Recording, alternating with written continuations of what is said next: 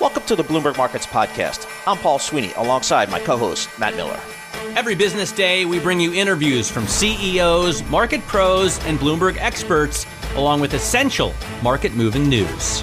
Find the Bloomberg Markets Podcast on Apple Podcasts or wherever you listen to podcasts and at Bloomberg.com/podcast. Another deal in the energy space. This time, Chesapeake Energy going to buy Southwestern Energy for $7.4 billion in an all-stock deal. So, I mean, crazy, which means we get the opportunity to speak to our good friend Vince Piazza, Senior Industry Analyst, covering all the energy space for Bloomberg Intelligence. And, of course, the highlight of his career, former sportscaster, talk show host at the famed WFUV radio station at Fordham University, which has launched so many legendary broadcasting careers, particularly in the sports biz. Vince, we'll talk radio at another time. Let's talk about this deal here. What's going on in your business here? The consolidation is fast and furious, isn't it? It really is, and we talked about this in our outlook for 2024.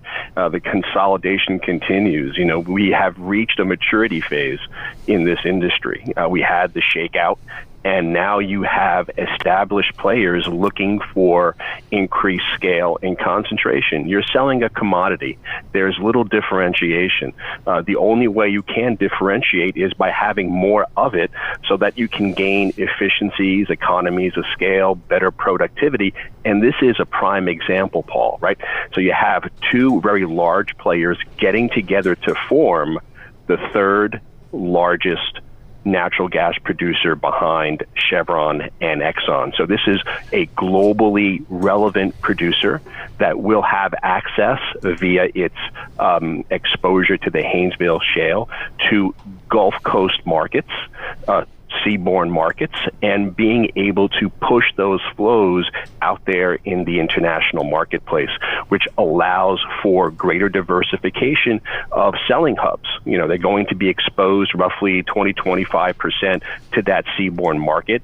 They're going to have various selling hubs that they can push product through, something like over 24. So the deal makes sense on paper. What I don't think most folks are really focusing on, and I invite you all to touch base with Jennifer Rhee. She's our antitrust specialist. This deal will get lots of scrutiny, I think.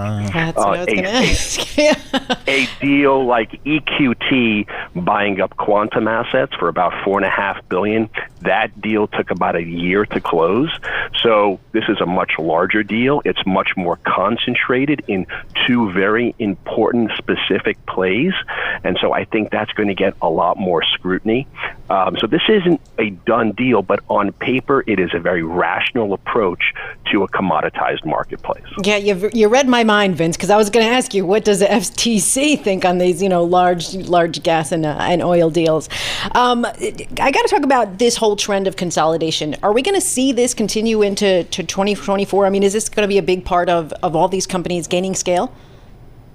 Yeah, as part of our outlook, we looked at gas in general relative to oil, and we have had all of these deals in the Permian, but gas deals have been rather quiet in 2023, and that's because of the way the benchmarks performed in 2023. We think that nat gas, the worst is past nat gas.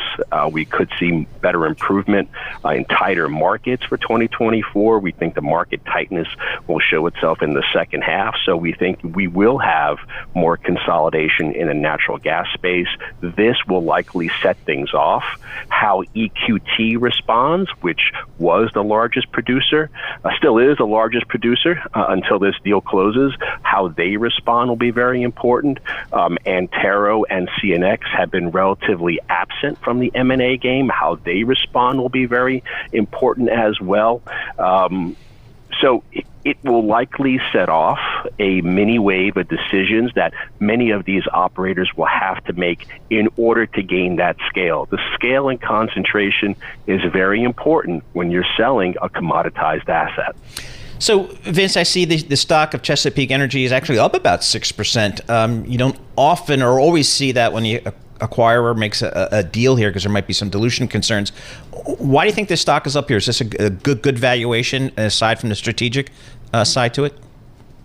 I think it's exclusively about the strategic rationale behind the deal. And when you think about the 2025 strip, things should look better for natural gas market, natural gas sentiment in general. So I think it's a vote of confidence about the deal.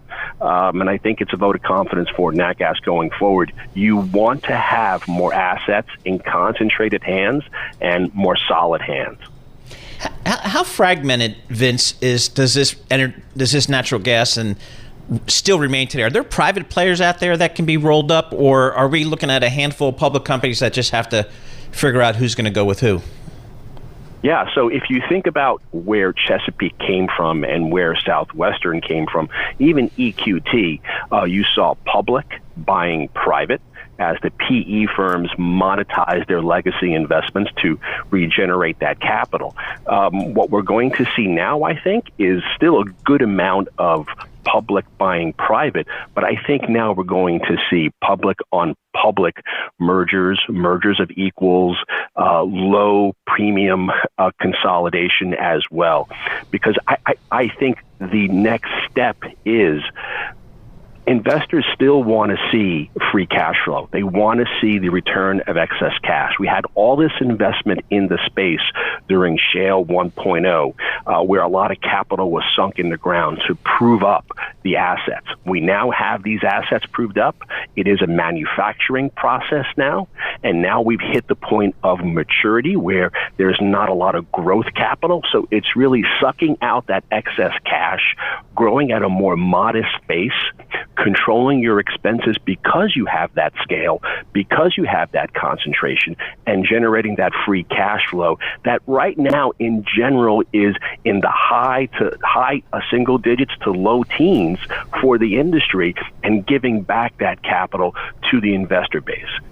Debt is not really an issue, and a lot of the maturities have been pushed out. So leverage isn't really a concern. Hey, Vince, before you go, I have to ask APA's Callon purchase. I read your article. You said it's not all it's cracked up to be. Yeah, so it's interesting because usually when you consolidate, you consolidate for scale, you are buying up near acreage or near assets. In this case, the assets seem to be somewhat diffuse from where APA is historically located. So I think that deal was done to generate cash flow as a cash flow bridge for APA to get past this period of uncertainty when their longer term, their longer cycle assets come online. Hey, Vince, always good to talk to you. Lots of deal flow in your space. We appreciate you giving us some time here as we try to piece it all together. Vince Piazza, he's a senior energy analyst at Bloomberg Intelligence. Another deal in the natural gas space, the shale space, so we stay on top of it. The good analysts, the research analysts go and keep on top of it as well. You're listening to The Tape. Catch our live program, Bloomberg Markets, weekdays at 10 a.m. Eastern on Bloomberg.com, the iHeartRadio app, and the Bloomberg Business app, or listen on demand wherever you get your podcasts.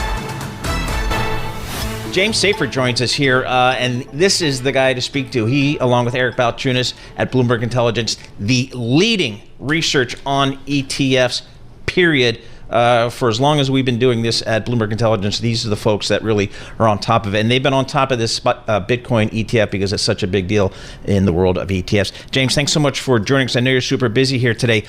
When we have 11 new Bitcoin ETFs hit the market, I don't know what to look at.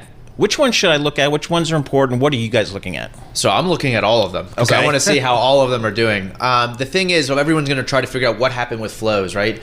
Problem is, we don't know what's happening with flows right now. I'm sure there's some trading desks and the authorized participants in the banks at these brokerages. They know what's happening with flows, but we won't see it till after market close today. That said, what we can watch is volume, and that's what I'm watching. We're right around $2 billion already and traded in all 11 of these ETFs. It's being led by GBTC from Grayscale, and then IBIT from BlackRock, and then you have Fidelity and ARK are following suit. Now, I think there's no, like I said, there's no way to know which way the flows are going in this volume. It's significant. This is a huge launch, but I have my guesses. And the guess is we'll pay you for the guess. Yeah. So I'm fairly confident that this money, GBTC, they are trading with the tightest spread too. That's something else I'm watching, trying to see who's trading the tightest on that bid-ask spread. GBTC is trading very tight. So were most of these other ones. There's no one really trading out of line. But I think GBTC is seeing significant outflows. I've called for GBTC to see outflows in my research because they left their fee at 1.5%. All these other guys are at 0. So there's significant capital in there. It might be locked up with cap gains, but there's a lot of it that's going to be leaving because they don't want to be paying that fee anymore. So how much money are these 11 likely to generate? How much money? Generate as in flows or generate as in revenue? Revenue. Well, flows. Yeah, I guess flows coming into, I mean, like, we don't, are they going to all go out there and start buying Bitcoin kind of thing? Mm-hmm. Yeah, I mean, that's exactly what's happening, right? They are going to be, they're going to be buying Bitcoin. This money that's coming in, the question is figuring out how much of it is new money buying Bitcoin versus shifting around, like we're seeing likely right now at Grayscale. Money's pouring out. As far as how much money's being made, the only one making real money right now is Grayscale, because they're charging high fee, but they're seeing money pour out. Everyone else, for the most part, most of them are offering 0 fee waivers. So it's literally free to hold these things for the next 6 months. So everyone's doing everything they can to get assets for the long-term play to keep those assets and then earn fees on them. And even the fees over the long term, they're really low. They're competitive with other ETFs in the U.S. landscape. How big is this for? I mean, you guys, you and Eric and your team, they have a team. I'm like, we have to have a team for ETFs? And they're like, yeah. Yes, we do. So we built a team. How big is this Bitcoin thing in the overall scheme of kind of ETFs? So we like to look at this, and we like the media tends to cover like 95% of what is in your sorry, let me restart. Yep. The media tends to look at stuff. It's 5% of your portfolio, but the media spends 95% of it. And that's what's happening here with Bitcoin, right? Like, we think these Bitcoin ETFs could get to something like 1 to 2% of overall ETF assets 4 or 5 years from now, crypto ETFs in general. But that's it. That said, this is really interesting. It's fascinating. There's politics at play. There's a lot of money at play. There's a lot of big names at play. I mean, I just mentioned BlackRock, iShares, Invesco, all of them. One of the things that we've been talking about, like gold. How many gold ETFs are there? I mean, gold is gold is gold. How do you differentiate one ETF versus another? So how many gold ETFs are there? I don't know the exact number off the top of my head, but it's somewhere around 8 or 9. Okay. So you'd be surprised. And a lot of them, so State Street is the main one. They offer GLD, but BlackRock also has one IAU. And each of those have a sibling that charges a quarter of what the other one charges. So GLDM, mini shares, and IAUM, also mini shares, essentially. And they just undercut themselves because they have enough liquidity in the other products. And then they offer this cheaper portfolio diversifier that people can use and only charge like 10 basis points to hold it. My mind is blown right now. So the SEC approval, this is not the SEC giving that, stamp of approval to Bitcoin, correct? Yes, correct. I mean, if you read the letters from some of the Democratic commissioners yesterday after they approved this thing, and Chairman Gary Gensler, he kind of approved this thing tongue-in-cheek, said the courts were forcing us. But at the end of the day, what they were saying is true. It's the reason why we've been saying the SEC shouldn't have been denying the Bitcoin ETFs in the most recent denials, because the SEC is not a merit regulator. Their job is not to say whether an investment has merit. Their job is to make sure that the proper disclosures are made and let investors decide whether it has merit. So they aren't supposed to be the ones dictating whether there's value here. Let the end investors choose, which is what's happening here, and why I think it's right that these things are now trading. So just to be clear, because Rich Truman, my intrepid producer, pointed out earlier, what did Gary Gensler do from a vote perspective? Gary Gensler, the chairman of the SEC, did he vote for this, against this? Did he vote for it with like a big asterisk next to it, or what happened? Yeah, I guess the way to think about it, what he's voted with an asterisk. So the way that the SEC is set up is it's by a five-member commission, right? So typically it's 2 Democrats, 2 Republicans, and then a chairman. And the person who appoints the chairman is the president. So typically right now it's run by the Democrats. Okay. So what happened here is the 2 Democrats dissented on this decision. The 2 Republicans agreed with it, and Gary Gensler was the deciding vote that got this pushed through. I think it was all a political move. The Democrats didn't want to have to do this. They didn't really have much of a choice as far as I'm concerned. So by Gary being the deciding vote saying, yeah, I know we have to do this based on the courts and these other things, but we really don't like it. We didn't want to do it. I hate to get into politics when we're talking money, which is my preferred thing to talk about. But why would the Democrats not want this? Yeah, Elizabeth Warren specifically has said she's raising an anti-crypto army. She hates the crypto crowd. I mean, I understand some of it. There's been a lot of fraud, a lot of manipulation, a lot of bad actors in the space. So I get why they don't like it, but that's not the entire space. And like I said, the SEC shouldn't be a merit regulator. They shouldn't be deciding whether there's merit in an investment. They should worry about the risk. The SEC was also saying, we regulate securities and we don't think this is a security, right? Was that also one of their arguments? Correct. But gold is not a security either. It's a commodity. Yep. So Bitcoin technically is regulated by the CFTC, but still the Bitcoin ETFs are regulated by the SEC because ETFs are securities, which brings me to another point. One of the reasons why these are so important is many of these institutions, they can't hold anything but securities or bonds, what have you. Right. This puts them in a wrapper that now institutions, advisors, and more people can play with Bitcoin. They can't touch the underlying stuff for the most part. All right, so you and Eric are going to come out with some research tonight after the close that I have. What are you guys like really tracking? What's going to be? I don't know. What's your call here? We're 10:48 a.m. Has this been a good day for the ETF biz and crypto? It's been an obscenely good day. I mean, we're probably. I mean, I haven't been at my desk for a while looking at the volumes, but I'm guessing we're over $2 billion in trading volume at this point. I mean, that is a monster day. That's not something you really. That's a monster day for an ETF launch. Is yes. Kind of how you're phrasing it. Yes, exactly. Even still, like for a brand new ETF, it's exceptionally well. I mean, even if you take GBTC out, which is a trust that was trading over the counter, is now an ETF. These are still having very big trading days. Like even if these things were only trading this number, 2 billion, for the entire day after we take out Grayscale, I would say that's a successful day. I said if they get over $1 billion, over 2 billion, I think that's a pretty successful day. We're only an hour and change into this day, so we'll see how it goes. All right, we'll follow your research, folks. BI Go on the terminal for terminal users. Get the research all on the ETF business. James Seyffart, ETF research analyst for Bloomberg Intelligence. Thanks for taking the time, bud, coming into our studio. Again, some big ones I'm following: Grayscale, Bitcoin Trust, GBTC, the iShares one, IBIT. That's what I'm looking at. This is Bloomberg. You're listening to The Tape. Catch our live program, Bloomberg Markets, weekdays at 10 a.m. Eastern on Bloomberg Radio, the TuneIn app, Bloomberg.com, and the Bloomberg Business app. You can also listen live on Amazon Alexa from our flagship New York station. Just say, Alexa, play Bloomberg 1130. Let's talk about this market here. We're just talking with Jess Metten there, but let's think about kind of where we go in 2024 after that stellar, 10, 11 week run there at the end of 2023. We got a professional in the Bloomberg Interactive Broker Studio, Joe Mazzola. He's a managing director of trader education at Charles Schwab. Joe, again, that last finish we had there in 2023, I haven't seen anything. I've been doing this a long time. I haven't seen anything like that in a while. What did you guys at Schwab make of that performance we saw both in the equity markets and in the fixed income market? For me, there's one word: rotation. Yep. I think that was a big change from what we saw basically all of 2023. When you think about the fact that in March of 2023, you had, the financial meltdown, if you will, that's when mega cap just really caught a bid, right? Everybody said we want to move into companies that have high free cash flow. We feel a little bit more comfortable with that. I mean, people are looking at these mega caps as almost like I don't want to say a hedge, but maybe a safe haven. And then as you get towards the end of the year, what happens? You get a dovish Fed, if you will. You get CPI that's come down quite a bit. And then people say, hey, we can feel more comfortable rolling back into maybe some of the sectors that hadn't performed as well. And that's exactly what we saw from our clients. Now, new year, new things that you guys are launching. I want to get into that Schwab Trading Activity Index. So what exactly does this offer? What data comes out for December? Yeah, it's a cool name, STAX, right? People remember that one, STAX. I like that one. Basically, STAX it's a behavioral index, right? So we're looking at kind of what our clients are doing, their trading activity in their accounts. So what's interesting is we use we have millions of clients, right? So we look at a sample size and we say, what are the net buys versus what are the net sells? And we use that to come up with a median sample, and that gives us a number, generates a number. So right now, for December, we generated a number about 44.5.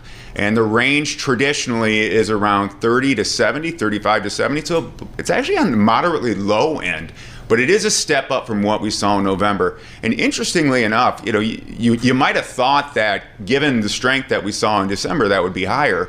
But I think when you look at the equities that were bought and that were sold, it makes a difference. So we had net buyers, but the equities that were bought were Pfizer, Alibaba, really? Okay. Nvidia, and the ones that were sold, these were the ones that were a little bit that had already moved up. Your Apples, your Metas, these are, and even Tesla.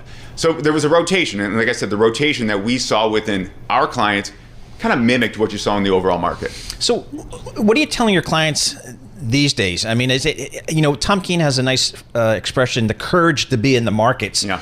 What are you seeing from your retail clients? Are they in the market? Do you feel like they're fully invested? They're cash. I hear another thing I hear about is there's $6 trillion of cash on the sidelines. What are you seeing at your place? Well, we had, the old saying, right? Time in the market versus timing the market. Yep.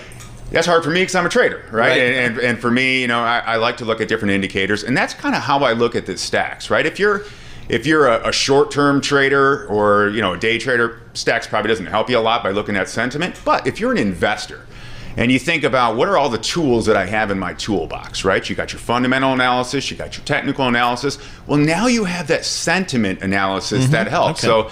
So, what we're telling clients right now is, be patient. I think we expect some volatility throughout the year, and I think a lot of that has to do with the fact that, in the fixed income market, in 5 or 6 cuts, we don't see that many. We see about 3 to 4. So as you get closer to that March date, what's going to happen if it doesn't look like the Fed's going to cut? Does that start to creep volatility back into the fixed income market, which you saw last year, in turn, created equity volatility as well? Joe, I got to touch on CPI. That came out. Do you think from the figures that came out from it, I mean, is that showing that it's going to take a little bit longer for these rate cuts to happen? Yeah. And how long? Yeah. Well, I mean, in my opinion, think about it this way. I don't think anybody ever thought that it was going to be a straight line down, right? The straight line down to 2%. It's a bumpy road, but we've made a lot of progress. I think instead of, we're not talking deflation, we're talking disinflation, but it's going to take some time. I noticed that on the Fed Watch tool, you went from about a 65% chance of a cut in March down to 59% or 60%. They're still pricing in a lot of cuts. And I just don't know if you're going to get that. Maybe you get that in March, but I think that the Fed's probably going to say, if we make this cut in March, let's play wait and see, and let's see what happens from there. So the story today, Joe, for us here at Bloomberg Radio and TV is these Bitcoin ETFs. Yeah. So now there's 11 ETFs that if people want to get exposure to, I'm going to call it this asset class. I'm not sure if Gary Gensler would agree. And ETFs have been such a growth story. I mean, nobody knows it better than the good folks at Schwab.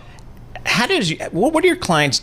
How do you think they're going to react to this opportunity, this investment opportunity? Yeah, I mean, I think there'll be demand. I do. I think there'll be demand for the ETF, especially when you think about client accounts, right? If you want to trade futures, you have to have a certain level of, we call it level 3, right? That gives you permission to trade futures. So if you have the ability to do that through an ETF, it opens up a lot more possibilities for IRA accounts, for clients who don't have margin trading ability. So I think there will be demand there.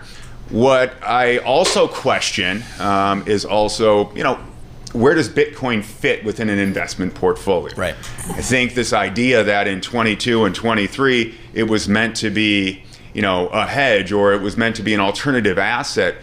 I mean, basically what it did was it became a levered asset of the NASDAQ, right? So I don't know exactly where it fits, but, that's up to the clients to decide. So speaking of where things fit, I mean, so we talk about CPI, we talk about Bitcoin. We can't forget jobless claims came out today, lower than expected. So where does the labor market fit into the picture? Well, it's interesting because even though you got a good print on last Friday for non-farm payrolls, even though you got jobless claims below, look at the revisions. Yeah. The revisions are actually moving in the wrong direction. So I think that's something to kind of keep an eye on. You can look at that headline flash number and it paints a rosy picture. But when you look at the revisions and when you look at kind of the we don't look at just that number, we look at the momentum and we look at what's happening over the last 6 months or so. You're starting to see the JOLTS numbers come down, right? Job openings are less. Even though you're getting jobless claims that are better than expected, it's still moving in a different direction. One thing I would keep an eye on, I would absolutely watch this, is the low tick that we saw in unemployment was 3.4%. If it gets to 3.9%, when you get that 0.5% move, that's that trough to peak or peak to trough, however you want to look at it, that's an indicator that maybe things aren't as rosy as we believe. How about volatility, real quick? I got the VIX here at 13. Yeah. Are you surprised by the low vol? Shocked. Yeah. I mean, it's interesting because with everything that we've seen in the market in 23 and heading into 24, I would think, given tomorrow, being kind of the big day for the bank earnings, you would have seen a lot more hedging in some of those names, or even in the XLF. Well, one of the things that I'm looking at right now is that XLF is trading at an implied volatility in like the 10th percentile. Right. Meaning 90% of the time it trades at a higher vol. There's just not a lot of hedgers stepping into the market. Could that have something to do with the zero DTE options? It's a possibility, yeah. Yeah, interesting. All right, I got to ask you, Lone Tree, Colorado. Are you based in Lone Tree, Colorado? No, I'm a Bay Area guy. You're a Bay Area guy. I'm a Bay Area guy. I live in Danville, California. Okay, because I looked at it's just on the bio. There's a Schwab Way in Lone Tree, Colorado? There's a Schwab Way, yeah. So did Schwab relocate some people from the Bay Area to Denver area? So there's a big group in Denver. There's a big group down in Fort Worth. And we still have our office in San Francisco. How's San Francisco these days? San Francisco. We're just not getting a lot of people come downtown anymore. It's a little sad. Yeah, I mean, it's just, when people... Still a beautiful city. It's a great city, and I'm thinking at some point, man, it's going to turn. I don't know when that's going to be, but I know there's a lot of issues there. But I always tell my friends that are coming in from overseas, we're going to come in with the family for 4 or 5 weeks to see U.S. I say, okay, you can go to New York and go to Vegas, you can go to Miami, whatever. Yeah. Have to go to San Francisco. Yeah, I agree. And have to go to the Bay Area. Yeah. I still think that's the case, but it's amazing what happened there. I mean, so the commercial real estate, like we have issues here in New York City, but there's a lot of other stuff. In comparison. Yeah. So, but if you're in the Bay Area, downtown, it's pretty dead, right? It's pretty dead, and it also depends upon what time you go down there, right? I'm working market hours. I'm getting in at 4:35 in the morning. It's a different site than maybe 7 or 8 o'clock when everybody else is getting in. So it looks a little bit different. I have hopes. I have hopes for the Bay Area. Like I said, I live out there. It's a beautiful area. It's just we need an influx of people. Problem is, people are leaving California. Yeah, exactly. Well, you're going to dump of snow up in Tahoe, so I'm sure you'll be heading up there. All right, Joe Mazzola, thanks so much for joining us here. Joe Mazzola is the Managing Director of Trader Education at Charles Schwab. They've got the Schwab Trading Activity Index, STAX. It's launching this week, and Schwab clients can access it under STAX on the Think or Swim platform. How cool is that? You're listening to The Tape. Catch our live program, Bloomberg Markets, weekdays at 10 a.m. Eastern on Bloomberg Radio, the TuneIn app, Bloomberg.com, and the Bloomberg Business app. You can also listen live on Amazon Alexa from our flagship New York station. Just say, Alexa, play Bloomberg 1130. I'm an equity analyst, so I'm very optimistic, and I think the stock's always going up and that kind of thing. But I make a big exception to that with our next guest, Jody Lurie. She's a credit analyst with Bloomberg Intelligence. She writes great research, good stuff, cool sectors she covers, and we're glad to get a few minutes of her time. Hey, Jody, Hertz. I did not see this coming. They say they're going to sell 20,000 EVs in a shift back to gas-powered cars. What's going on there? What's it mean for the credit? I'm so glad that you like me as an exception to credit analysts. So yeah, Hertz is a name. Speaking of dislike, I feel like Hertz is a name that people either love or love to hate. And so it really just depends on which side of the coin you're on. That said, it's sort of an interesting scenario. So you have a relatively new CEO who came in, they take a big stance of, we're going to buy a ton of electric vehicles to outfit our fleet. We're going to invest in charging stations. We're going to make, the rental car system work for EV. And, they had very aggressive sort of plans with that and hummed along. And then third quarter happened and they said, well, actually, the damage and collision related to EV isn't as efficient as your traditional internal combustion engine cars. And so now they're backpedaling and they're saying, all right, we're going to sell off a third of our fleet, a global fleet. They didn't necessarily say from where, but we're going to sell it off over the next year. And we are going to take that money and put a portion of it into internal combustion engines. So it is a little bit of a backtrack, kind of an interesting scenario, to say the least. Not necessarily something that gives as much confidence from a bond perspective. Now, they're talking about because of elevated costs. That's a reading, but dig into some of those costs and what are we talking about? Sure. So they talked a little bit about it on the third quarter call, and then they mentioned it a little bit in their press release today that the damage and collision is a little bit higher than they expected, and so it's eating into EBITDA and cash flows. And so to benefit from the cash flow generation that they're seeing, because guess what, used car prices are still in general relatively high as compared to what they were a few years ago. They aren't getting that same value when it comes to EV. right? And I think part of that speaks to the fact that the EV market is so much younger. We don't really know how to model out depreciation the same way that we do for cars that have been around for 50, 60 years. And so I think that's really what it comes down to, is that they have this element of growing pains as a result of the fact that it's still a relatively new industry. They took a bold stance related to it. And something that we like to highlight, both Hertz and Avis have been doing this over the past few years, more a function of their counterparties than necessarily them, but they've taken on more what you call risk vehicles as opposed to program vehicles. What risk vehicles are is the companies go and buy vehicles and take the risk of selling them in the aftermarket, as compared to program vehicles where they work with a GM, a Ford, you name it. They buy a certain amount of vehicles and then they have a commitment to basically put those vehicles back at a declared price. And so you don't have that put element as much for their fleet as they used to have. We've seen that sort of erode over time for both companies. So what's it mean for the credit here? I mean, I'm looking at the FA function. Quite frankly, the data's a little wacky. I'm not sure. Kind of give us a sense of where the leverage is, and kind of what the forecast is. What do the credit folks think about Hertz credit? Sure. So leverage is actually relatively low if you look at it as a company leverage or a corporate leverage standpoint. You have to, when you look at these companies, it's sort of complicated because they have their vehicles, which are financed with asset-backed securities, right? And then you have the corporate leverage, which is financing other operations and other elements of the business. And so Hertz's leverage is relatively low, much lower than it was historically. It's below 2 times, but it has been creeping up each quarter. And so, they come out of bankruptcy, they wipe the slate clean, they have a nice balance sheet, and they tap the debt markets. They started to give back to shareholders, and they did all this all the while that the used car market was particularly good and they had all these tremendous tailwinds. Now, used car prices have been going down, not to levels what they were in 2020 or earlier, but they have been going down.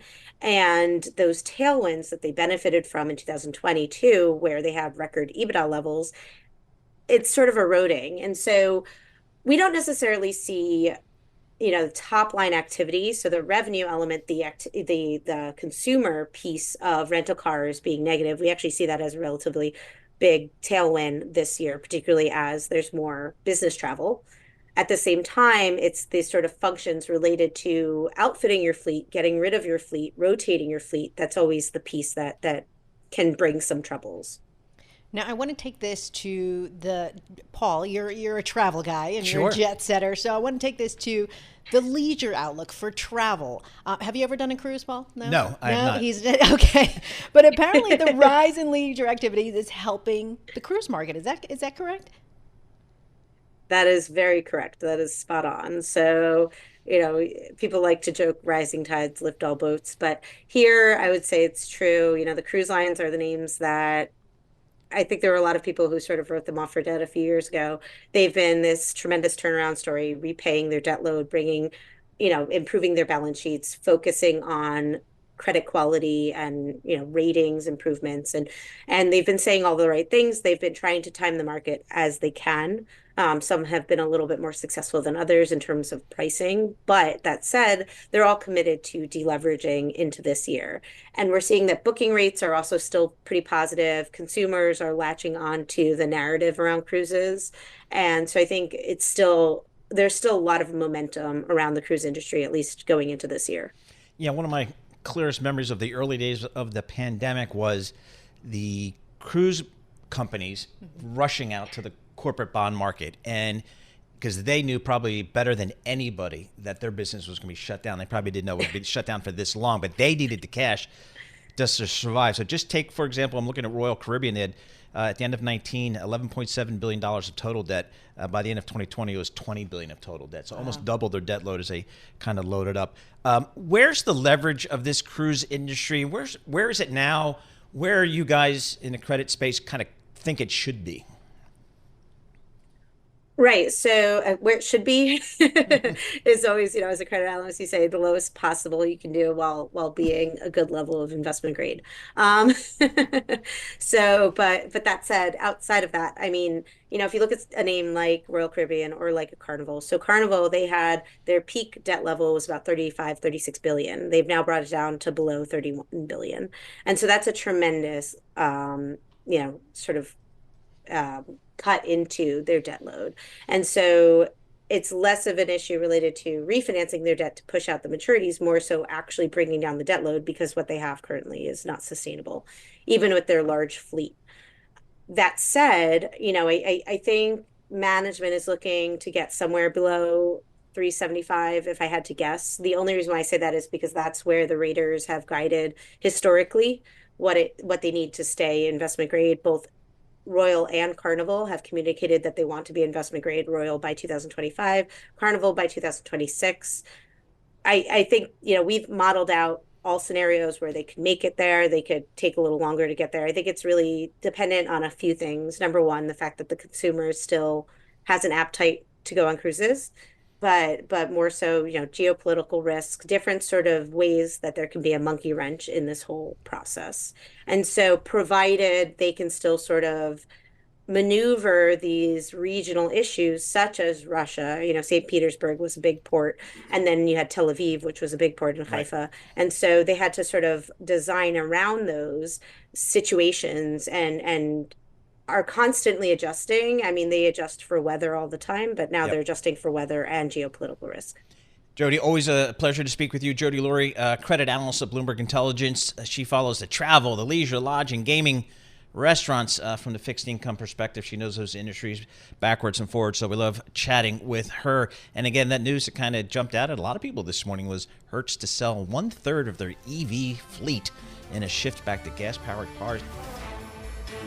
Thanks for listening to the Bloomberg Markets Podcast. You can subscribe and listen to interviews at Apple Podcasts or whatever podcast platform you prefer. I'm Matt Miller. I'm on Twitter at MattMiller1973. And I'm Paul Sweeney. I'm on Twitter at PT Sweeney. Before the podcast, you can always catch us worldwide at Bloomberg Radio.